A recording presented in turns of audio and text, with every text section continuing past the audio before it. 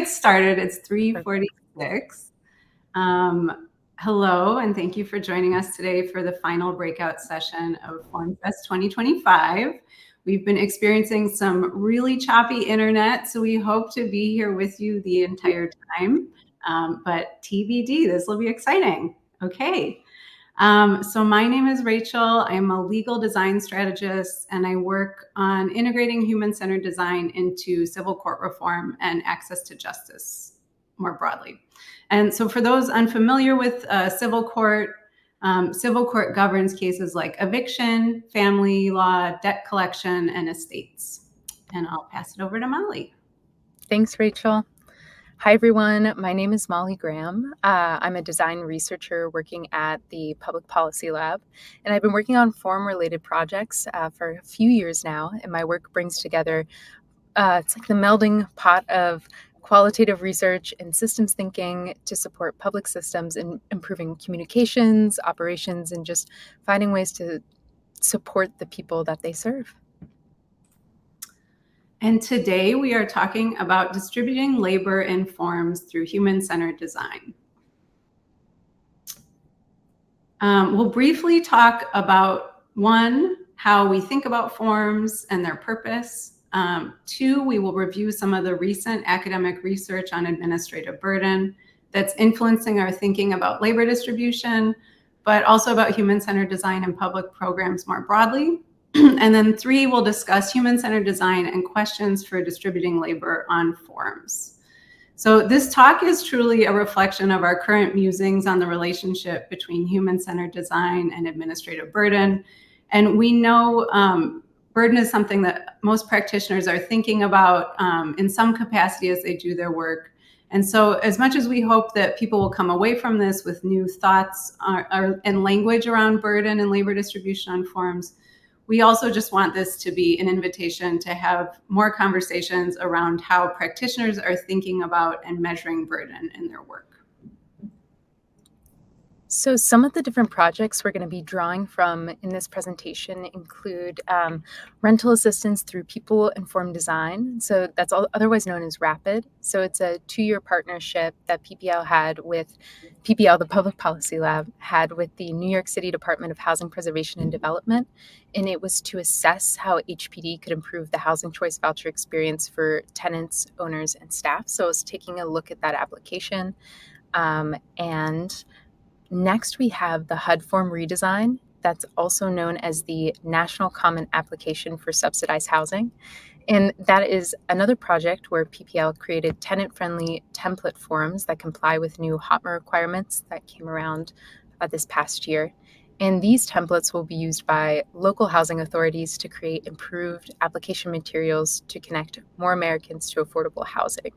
So in that project, it's looking at how can we make something that's both very tenant-friendly, but also very staff-friendly to be able to go in and update these different templates to fit different PHA's needs. Next is clear accessible notices. This is also known as A to Z. It's a 1.5 year long project. It's currently ongoing with Arizona's Department of Economic Security. And it's focusing on the modernization of program notices, such as application confirmation, eligibility determinations, and renewal notices sent to members of the public in multiple languages. And finally, there's Rachel's work, which serves as the foundation for our current project together. And that's focusing on conducting user testing of existing and future state court forms to understand how people navigate them, identifying any barriers for completion or comprehension, and informed design decisions that make forms clearer, more accessible, and more responsive to the needs of self-representing litigants. So these are examples of different projects that we'll be pulling from some experiences to bring this presentation to you all.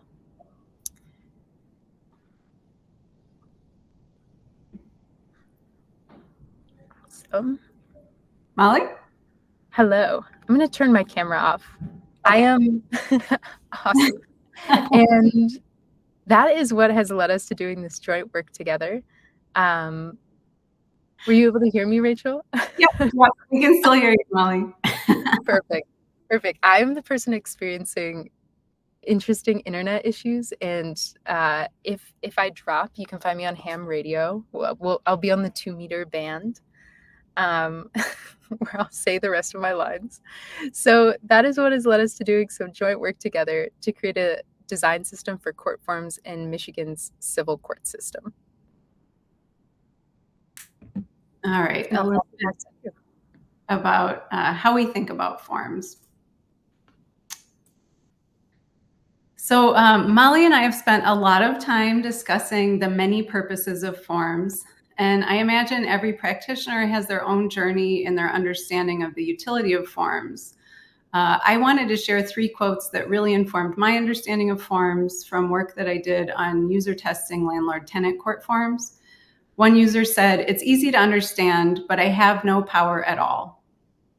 Another user, when discussing how to file an answer form in court, said, "If they don't say it here on the form, I would not know where to do it because I haven't had to do it before."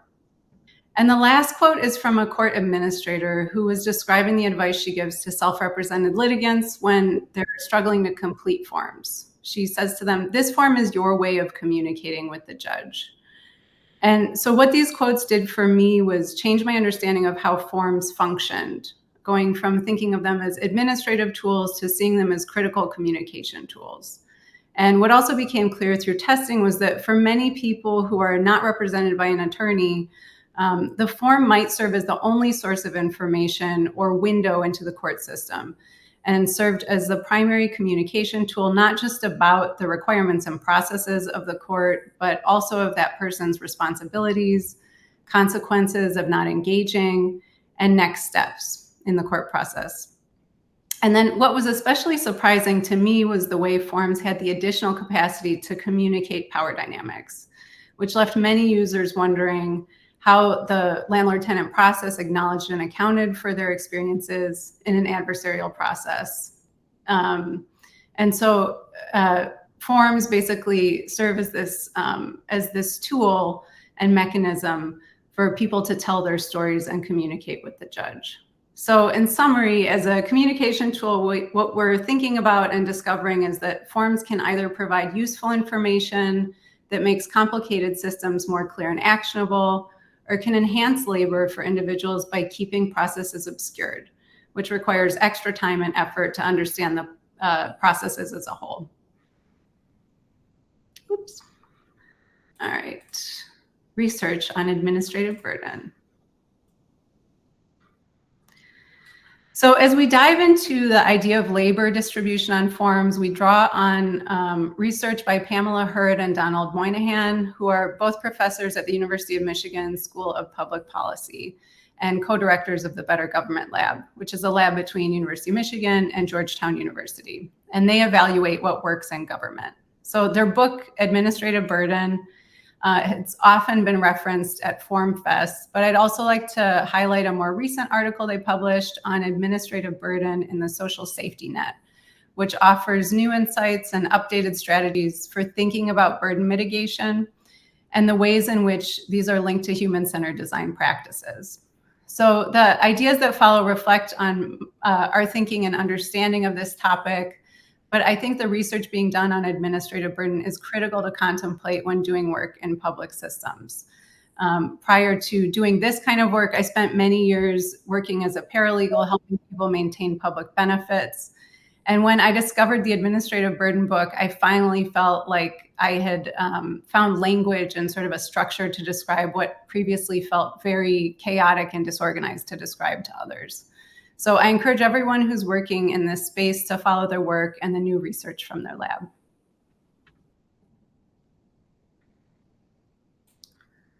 The definition of administrative burden is the experience of policy implementation as onerous. And so this work heavily focuses on implementation tools and the experience of benefit recipients.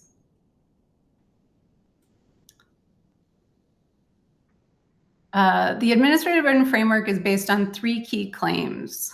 One, that even small administrative burdens can have large effects. 2, administrative burdens can reinforce and exacerbate inequalities.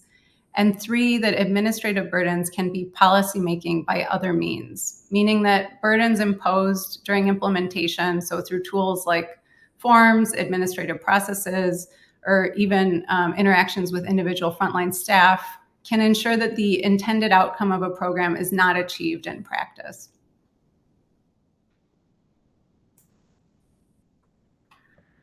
So there's substantial data to document the ways in which small administrative burdens create large impacts. And for example, one research study found that picking a health insurance plan resulted in a 30% drop in coverage compared to a system that automatically enrolled participants in a plan.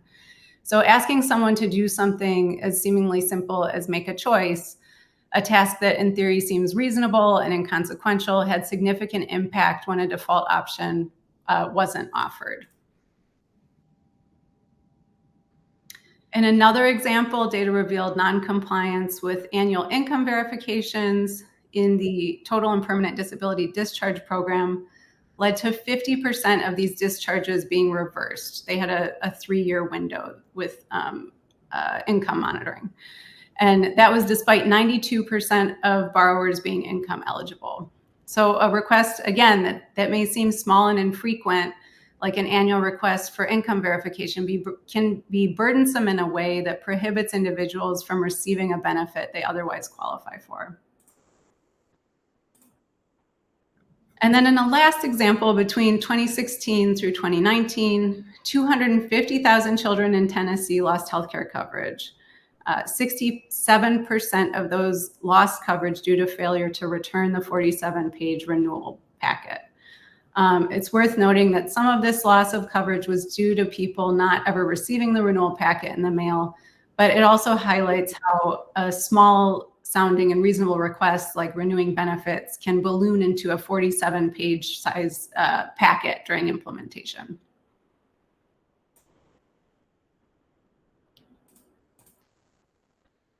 So further, the administrative burden framework outlines costs of burden measured through 3 categories of costs. And before I go over them, I want to give credit to Jae-Young Kim, an assistant professor at UNC and a member of the Better Government Lab, for the way he's characterized these costs in the column that I've labeled participant sentiment. And also noting that this table is my own adaptation and not directly from the administrative burden literature. So to review the costs, learning costs can be defined as the time and effort expended to learn about the program or service, to understand eligibility status and the nature of the benefits, conditions that have to be satisfied, and how to gain access. So another way of thinking about this is to think of a potential beneficiary saying, I want to engage or I want to get this benefit, but I don't know how to. And so this learning cost is essentially measured in time spent on doing all of these tasks. Compliance costs are defined as the time and financial expenses of gathering information and documentation to comply with a program or service requirement. So this could include things like copy fees or legal fees or transportation. Another way of thinking about this is I want to engage or access this benefit, but it's too hard or costly. And this cost can be measured in time and financial expenses. And then third are psychological costs. And so this would be like stigma arising from applying for or participating in a program, loss of autonomy that comes from intrusive administrative supervision, frustration dealing with the learning and compliance costs that we already talked about, or unjust or unnecessary procedures. So another way to frame this is I want to engage, but the experience is too negative. And if the experience is so negative, then potentially the person just saying, I do not want to engage in this program at all. This cost is measured in feelings and emotions. So in knowing that small burdens can lead to big impacts and having a framework for thinking about burdens and costs and ways of measuring them, I am hopefully going to hand it off to Molly. Molly, are you still here? I am. Okay. Can you hear me all right? Yes. Awesome. Perfect. All right. Thanks, Rachel. So, thinking about engagement. When Rachel was touching on in the last slide about participant sentiment, I want to engage, but I don't know how. I want to engage, but it's too hard or costly. I want to engage, but the experience is negative, or I don't want to engage. Uh, in these ways, people are being disengaged by these systems and by these forums. So thinking about disengagement, we can know when people disengage, we might know that there's different obstacles and spots of difficulty. So thinking about, like we were talking about with time and financial and psychological burdens, thinking about things like asking invasive questions, asking repetitive questions. Math is a big one. So we know, we can kind of foresee the shapes of these spots of disengagement, but we'll never truly understand why unless we talk with people directly. So this is where human-centered design comes in. With human-centered design, we're using the experiences of people involved as the primary lens for understanding what we're doing. So everything that we create is grounded in these insights from qualitative research, asking who's involved and affected, and designing these forms with them to help these people meet their needs. And that's a really important part, because it's not enough just to simply think about people who are impacted or just talk about and talk with those people who are impacted. As much as possible, we want to design with them. And this is super important when it comes to forms. On the next slide, one of my favorite illustrations of how human-centered design can meaningfully reduce administrative burden comes from our RAPID project. So this was a project that I was working on with the Public Policy Lab, where we set out to redesign the Section 8 housing application in New York City. And in our early research, we discovered that many applicants were struggling to distinguish between sections of the application packet.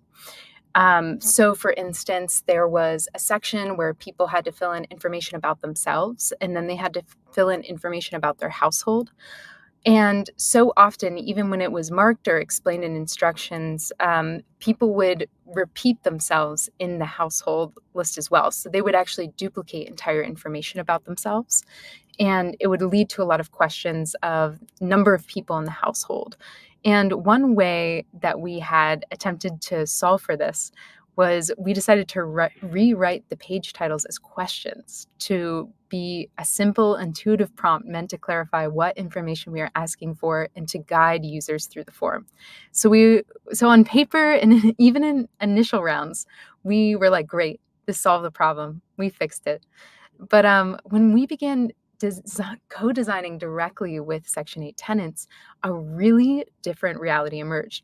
And these question-based headings, which we thought would be helpful, actually created significant anxiety for applicants. And this was just such such an example of like a very local issue occurring, where we learned that in New York City, leaving any answer blank on a shelter application meant an automatic rejection. So when we were working with folks that had really experienced the shelter system, so many people that are filling out this form, when they saw a question on the page but nowhere to write an answer, many participants were unsure what to do. So we were getting back versions of this form, these like test forms, where people had meticulously written responses into the margins of the titles to avoid filling it out incorrectly. So even these well-intentioned choices could backfire without incorporating these realities of people within these systems. And what seemed like a straightforward improvement using design principles, and one that seemed applicable to other contexts and situations, became a big source of stress here. And it was just another reminder of why human-centered design is an essential part of any administrative burden relief effort. So that brings us into this next section. So through our work, Rachel and I have been thinking about how to incorporate proactive administrative burden thinking in the things that we create. So we pulled together some top questions that we were thinking about in terms of looking at forms and thinking about administrative burden. And we created this fun anagram baker to help you cook up some forms. And these questions serve as a framework for the foundation of a form to be used alongside speaking with different users in a human-centered design context. And I just want to note real quick that when we talk about reducing administrative burden, we're not talking about eliminating all effort. What we're talking about is redistributing the labor and effort equitably. So our goal is to place the weight of that work on people and parts of the system with the most resources and capacity. Typically, this is often staff who have access to technology or institutions, rather than on individuals who might not have those resources or capacity or navigating crises. At the same time, we do want to recognize that there's a balance to strike here, that shifting every task to staff isn't always feasible or sustainable. There's always a thought process that has to happen here for each form. But the aim is to thoughtfully design processes so that the most complex, resource-intensive work happens where it can be handled the most effectively. And the public is only asked to do what only they can do. So, getting into Baker. First with B, bare, what's the bare minimum we need to know? So we are asking this to start from necessity. So we ask ourselves what is truly essential. Then we get into A, asked, what information is being asked. So we are being explicit about the purpose of each question to ensure it's relevant and meaningful. As a rule of thumb, if we can't explain why we're asking for something, it's a sign that it may not belong. That comes up so often, more often than people would think when parsing through these forms. K is no. So what do we already know without asking the applicant? Many forms duplicate information that are either already known or already on the form itself. E is easier. What could we access more easily than the applicant? So this question shifts the burden from individuals to the systems at hand. So if an agency can more easily verify or gather certain information, in most cases they should, rather than requiring people to track it down themselves. R is remove. So if you had to remove one question, what would it be? This is a really fun exercise because it helps us prioritize and examine every question's value and eliminating those that don't directly serve the form's purpose.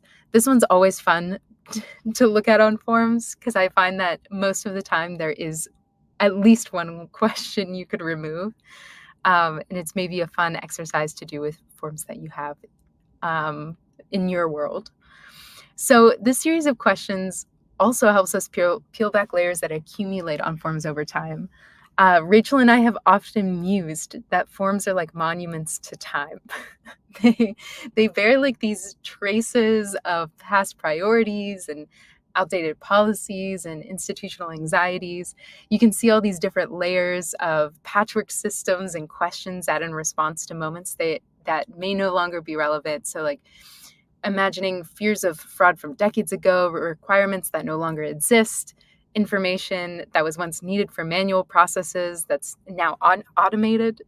So by interrogating each element of a form through this Baker framework, we're able to see what's truly necessary and start to dismantle what no longer serves the public or the people administering these systems. So who do we speak with? When we're talking with people, where do we begin? When we're working on a forms project with a specific eye towards administrative burden, we start by talking to the people most directly impacted. So that means, first and foremost, speaking with form users. So these are the people who have to interpret the forms, complete them, submit them. And in our case, for our project, these are people who are often without legal representation or specialized knowledge. We also look to speak with frontline staff. So these are the people who are interacting with form users day to day, who help them complete forms, who help folks answer questions, and often act as translators of institutional language. What's great about frontline staff is they offer a really valuable perspective on where users get stuck, but also how staff workflow is driven or impacted by these forms. Something about where it gets a little fun with administrative burden and interesting is that when we talk about it, we do focus so much on form users, but burden can and does have a great impact on the immediate staff that interact with these forms. So we came up with some questions. These are some questions we're pulling from old discussion guides that we've used in the past when we're talking about forms, and we're trying to understand administrative burden in forms. So when we're talking with form users, We are asking folks to walk us through the time it took from seeing the form to submitting it, trying to understand how much time it took to collect documents, if they had to stop what they were doing at any point to figure something out before they could keep going, marking where those stopping points were.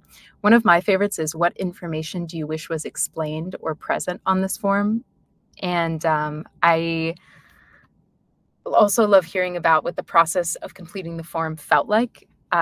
It was always an interesting measure whenever we would ask this question and see with different iterations of forms, maybe how the feelings for people changed over time. So we can go to the next one. And we also have some for form frontline staff.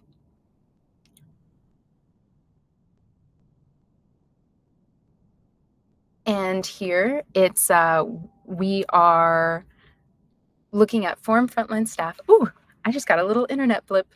Okay, we're back. So these are questions that we like to ask to form frontline staff. I love to hear what are the most misunderstandings or common mistakes people make when filling out the form, learning if there's particular user groups who seem to struggle more than others. I love to find out if there's existing instructions or help materials they're giving to people who are struggling, because it really points to where in these forms or in these processes that people are running into obstacles the most. So whether that's collecting documentation, maybe it's instructions on how to get documentation without having to spend money, where to make copies, things like that exist in many various formats, I should say. I'm just always got forms on the mind. So on our next slide, I wanted to look back at this slide again that Rachel had shared earlier. So when we're approaching forms and we're approaching them as conversations, the questions that we ask are shifting from design conventions of like, how do we make this shorter? How do we make it look better? And our questions are shifting to, what are we saying here and how will it be heard? So in the beginning, Rachel was sharing how forms are a system that speaks to the public and how that's often the only way a person can speak back. And thinking about the work that we're doing now, for many navigating courts or services without representation, a form might be their sole source of information about what's expected, what's at stake, and what comes next. So it's this space where they explain their situation and they're participating in decisions about their own lives. So by talking with people and designing with them, we're ensuring that the systems we build don't just work better on paper, they work better for the people that they're meant to serve. And that's at the heart of human-centered design. And it's how we ourselves become part of this conversation of forms. So thank you all for joining us. Rachel, do you have any parting words? No parting words, but I haven't looked at the questions, if there's any questions. I'm just glad you're still with us, and nice to see your face, Molly. I thought I'd pop on right at the end. Okay, we got a question. Yeah. Did you have any issues with the Paperwork Reduction Act and preventing you from speaking to end users? No, we did not. That's on all your projects, Molly? Yeah, that has never been an issue for us from speaking to end users. Usually speaking to end users, we are mostly working within the organization themselves. So I remember within the New York City Department of Housing Preservation and Development, we were working with them. But no, we didn't run into anything with the Paperwork Reduction Act.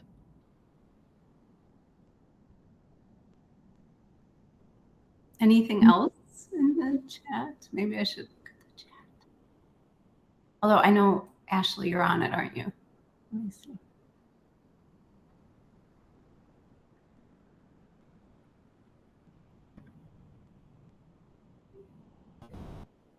Yes, hi. I'm here in the background. We ended a little early, so if there's no questions, I don't know if there's questions. Yeah, it looks like there was, oh, here's another question that just came in. I'm going to display it for y'all. I am curious to hear more about the concept of explaining to users why we are asking for the information. How is that from overwhelming users. Oh, yeah. Yeah. I can think of a specific example for this, also from the Rapid project, but it is a common question on a lot of PHA forums, is applicants are asked if they are currently pregnant, and there's no explanation of why they're being asked this question. And to a lot of people, it feels very invasive, and it is a psychological burden. It could feel shameful to people to have to think about handing over this very personal information to an organization. So we had added an explanation text within the Section 8 application to explain that this is being asked because we want to know if you're eligible for an extra bedroom. So we can explain like there's a benefit to this answer, and this is how you benefit from it. So people might understand more of the stakes and where that applies. Yeah, and I think this is where the administrative burden framework and maybe their research as well can be useful. Is like, are there things that kind of ignite larger psychological costs of stigma or fear? And if there's evidence for that on specific questions, then those would be questions that I think would it'd be better placed to spend time explaining those. I think in legal forms, we have a lot of trouble of like what information is too much information because there's so much information. And so, yeah, it's just constantly a balancing act. But I think looking at, what kind of questions lead to more stigma, lead to more fear, and adding explainers to those specifically. I wanted to hop back real quick because I know that Nina had mentioned the federal government with the Paperwork Reduction Act, and Christina had said it applies to federal agencies, not to forums and research happening at the state city level. I just wanted to address, because I know I talked in the beginning about there being a HUD templating project that PPL was working on.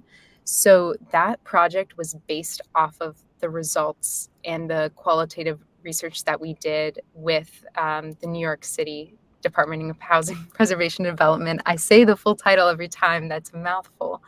So that was built from that project. So that's how we had this kind of like wealth of knowledge, because these forums had been done for New York City, and we focused a lot of time on understanding how staff were interacting with these from a templating perspective. And also, thank you for answering that question, because I didn't know specifically which it governed. So thanks for clarifying that. Everyone's dropping great knowledge down here about the Paperwork Reduction Act. Have you? Oh, you go, Rachel. Have you run into instances when frontline staff and form users have conflicting priorities? If so, how do you reconcile the differences? Ooh, that's a good question. That is a good question. I would say in my experience, the conflicting priorities, I would say it's mostly of the burden of who's doing what when.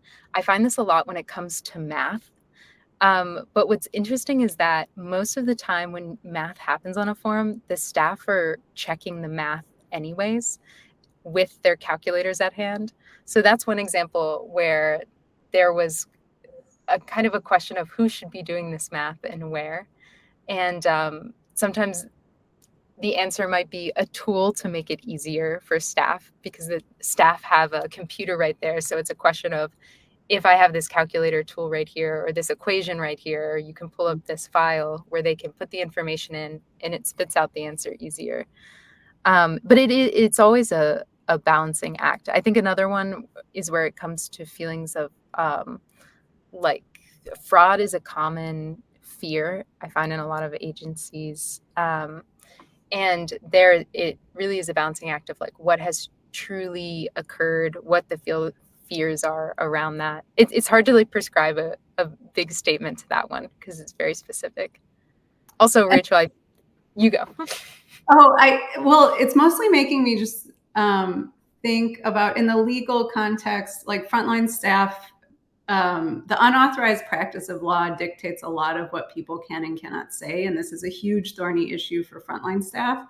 And so I just think most of the issues, this probably isn't actually addressing your question, but most of the things I spend my time thinking about are like, how do we get enough information to clarify the problems that like both the user, so like the self-represented person, and the clerk are experiencing? Because it really is, it's like the lack of information and clear information that people can point to that's causing the majority of the problems, at least in the court issues that we've seen. But Molly has more of the other kind of experience. Yeah. Oh, where do you find information on the Baker framework? I think on the previous slide. Do you want to take a screenshot? This is our debut, Ricardo. Yeah, this is Rachel Molly's special. This is from us. So this was kind of made it for Form Fest. Yeah, we made it. Molly made it. We made it for Form Fest though. And thanks everyone. Wow. Yeah, this was based off of a lot of questions of looking at a form and trying to really call it down to its bare bones to build something beautiful is how I would talk about it eloquently. But no, this is just a culmination of questions from working on these different types of situations over time.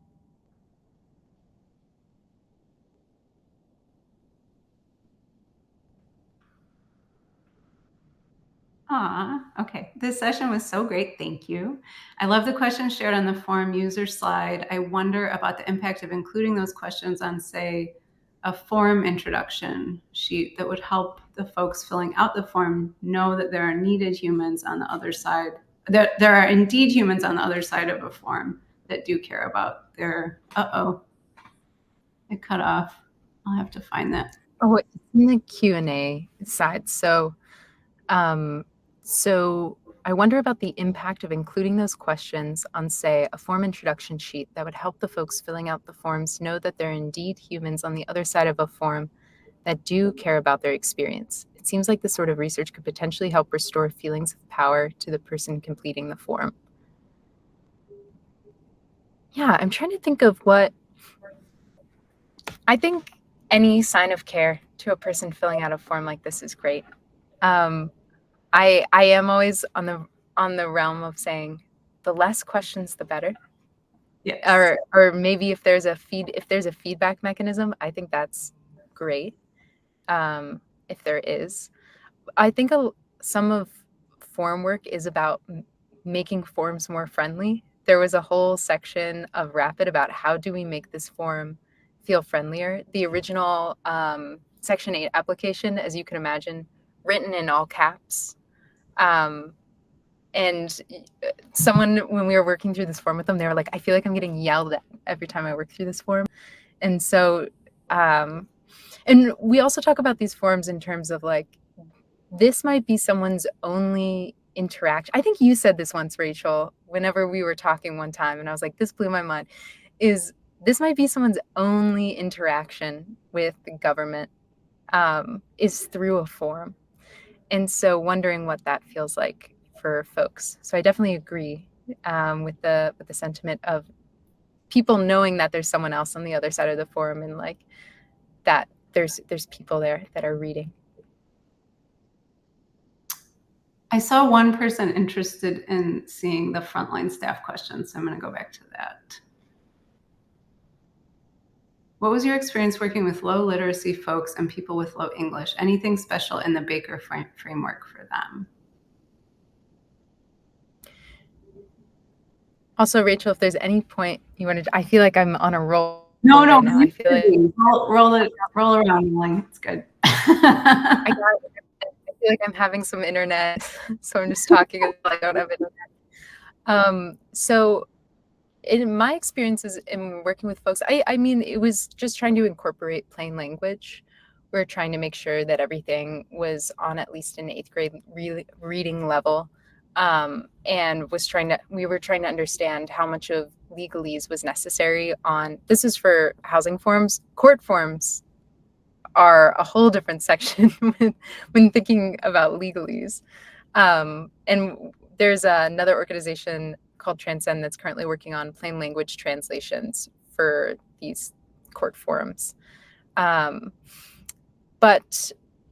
I mean, our experience has just been finding ways to incorporate plain language, using visual cues in these forms so people might know where to write in something, where not, has been great. I think in the Baker framework, that's usually for like culling down the types of questions on the forms. Maybe we add in an extra letter. Maybe there's a bakers, then we can add an S Yeah, what an for S. for something. We'll think of the letter, but that's a great addition. Thank you for the suggestion. Sometimes agencies, I think this is a long one. Let me find it. Okay, sometimes agencies can be a bit wary of removing information from forms for fear of being out of compliance with policy, even when policy doesn't necessarily require that. A specific form ask a specific question in a specific way. What have you found to be most effective in getting agencies on board with the goal of making their forms simpler and taking more of the burden on their own staff and systems? So with again to the rapid forms, what an experience, what a ride it was. So I'm pulling from all of these fun memories. That was also the project I was most intertwined with. But for us, first, what we found to be most effective with getting agencies on board is that we know that people in all of these organizations want people to get this support. We know everyone at HPDs wants people to be housed. And whenever we were able to show the impact of having forms like this for people filling them out, that was really moving for everyone to say, like, okay, how do we make this happen? How do we get people housed? How do we make this more accessible for people? And sometimes we did have so many meetings where we sat down together and we weighed out, like, do we really need this question? And what does that mean if we take it out? What would a self-certification form in here stand for? What would that mean? So there was a lot of just internal feelings meetings, I guess, to talk about our anxieties together. And that was really effective once we were all aligned on this vision that we could foresee of people being able to access housing easier. And I think so. It is an interesting balance of saying, like, maybe staff will go and do this step themselves. And one instance of this is that some PHAs, they have to do like a light background check. And some PHAs actually ask you to list out every single state you've ever lived in. And some PHAs use a nationwide tool to just search. And I just got a recommended session pop up. Such an alert. And so what was I saying? So it was kind of a balance of figuring out what would be the easiest path for staff. And I will say that whenever you have forms that people know how to fill out, that are comfortable filling them out, there's a lot less errors, which actually in turn reduces the burden on staff exponentially, from having to answer questions, from having to send back applications, from having to answer the same question over and over. So we found, at least with the rapid forms, that the balance of labor did not go overwhelmingly into staff. It actually has been evening out into like a smooth bliss. I don't know. That was my wording today. I don't know. So be blissful. So I think the next session starts. Ashley, do you want to give us some guidance? Should we end now or Yeah, so I think we are at a time in our session. If you guys want to leave with any closing remarks, I know we also had a few questions in the chat about the possibility to share the slides, but I will hand it over to y'all with some closing remarks, and then we can move towards our last session of the day. Yeah, I think we would be happy to share slides. Please reach out to us if you have any questions or ideas or thoughts or ways of contributing to the next version of talking about administrative burden and human-centered design. Molly, anything from you? Thank you all. I mean, it's such an honor to speak at Forum Fest, and it's so sweet to be a part of the forum world, and that there's a lot of people excited about forums. So thanks for coming to our talk. We've been both coming to Forum Fest for a while now, so it's really sweet to be here with you all, and we appreciate your time.